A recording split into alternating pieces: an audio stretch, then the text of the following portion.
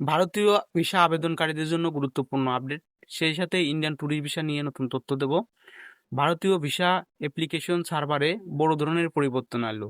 বিস্তারিত অবশ্যই ভিডিও শেষে দেখতে পাবেন কি কি পরিবর্তন আনলো। ভিসা আবেদন করার জন্য কি কি পিডিএফ ফাইল আপলোড দেওয়া লাগবে। তার আগে ইন্ডিয়ান ট্যুরিস্ট ভিসার তথ্য দেব।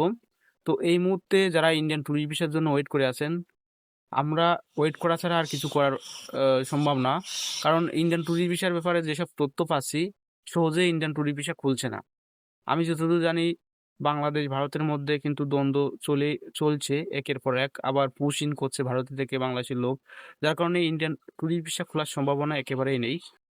নতুন নিয়ম অনুযায়ী সাধারণত যেসব ডকুমেন্ট আপলোড করতে হতে পারে: পাসপোর্টের বায়োপেজ, হাসপাতালের invitation, medical document, medical visa undertaking, জাতীয় পরিচয়পত্র, পূর্ববর্তী মেডিকেল রিপোর্ট, অন্যান্য প্রয়োজনীয় সহায়ক ডকুমেন্ট, আরও অনেক ডকুমেন্ট আছে, সেগুলো কিন্তু আপলোড করতে হবে পিডিএফ আকারে।